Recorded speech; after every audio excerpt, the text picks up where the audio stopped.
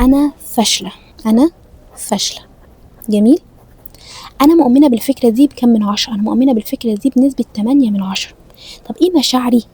مشاعري يأس، احباط. ناخد اقوى شعور. يأس مثلا كام من 10؟ اليأس 6 من 10، الاحباط 7 من 10. تمام. هناخد المشاعر الكبيره الاكبر. انا فاشله، مؤمنه بالفكره دي بنسبه 8 من 10. عندي شعور الاحباط اللي مخليني طول الوقت كل ما ابقى عايزه انجح واحبط واقف بنسبه 7 من 10. بحط الفكره قدامي وبعمل العمودين دولت، الدليل اللي بيأيد فكرتي دي والدليل اللي بيعارض فكرتي دي. تعالوا نبدأ بالدليل اللي بيأيد فكرتي دي. انا فاشله. ايه الدليل؟ لما عملت مشروعي اللي هو مثلا كروشيه، في واحده انتقدتني، ده دليل بيأيد ان انا انسانه فاشله. تاني حاجه، امي دايما تقول لي يا فاشله. حلو. ايه كمان؟ ان انا مثلا سني 30 سنه مثلا وما نجحتش في حاجه.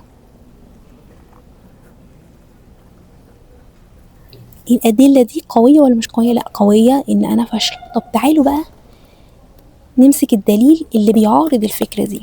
إيه اللي يخليني أنا مش فاشلة؟ إن أنا نجحت في كل دراستي، من الحضانة للكلية أنا كل ده ناجحة. تاني حاجة، إن أنا لغاية 30 سنة ما عملتش مشروع ونجحت فيه، بس أنا اشتغلت شغلانات كتيرة مثلا وحصل لي ترقية في وقت قليل. ايه كمان؟ ان انا صحابي مثلا اكتر من واحدة اخدوا مني الكروشيه والحاجات اللي انا كنت بعملها وعجبتهم جدا. ايه كمان اللي يخليني ان انا شخص مش فاشل؟ اني مثلا طلعت المركز الاول على المدرسة مثلا في مسابقة رسم. ايه كمان دليل ان انا مش شخص مش فاشل؟ اني مثلا لما مريت بالموقف الفلاني قدرت ان انا اعدي منه وقدرت ان انا اقف من جديد. اني مثلا لما حصل لي دروب في الشغل قدرت ان انا الاقي وظيفة في اقل من شهر. كل الحاجات دي كلها تقدري تحط على قد ما تقدر ادلة تثبت عكس الفكرة السلبية اللي انت حاططها. ما تقوليش ان انا مش هلاقي حاجة دليل وان هتلاقي افكاري او ان الدليل المؤيد للفكرة السلبية دي هي الاكتر.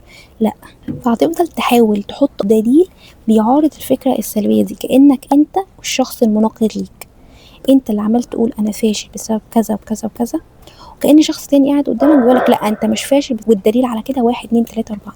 هتحاول تحط دليل بيعارض الفكرة دي، هتكتشف في الاخر الدليل المعارض لفكرتك السلبية هيبقى اكتر من الدليل المؤيد. وهتعرف ان السبب في الفكرة دي من الطفولة. امي مثلا كانت دايما بتقولي ان انا فاشل فاتزرع جوايا، وجيه لما حصل في مشروعي الجديد ده واحدة انتقدتني اكدت لي كلام ماما ان انا فاشلة. دلوقتي انا خلاص عرفت ان انا عندي ادلة معارضة قوية ان فكرتي دي غلط. ساعتها هنعمل ايه بقى؟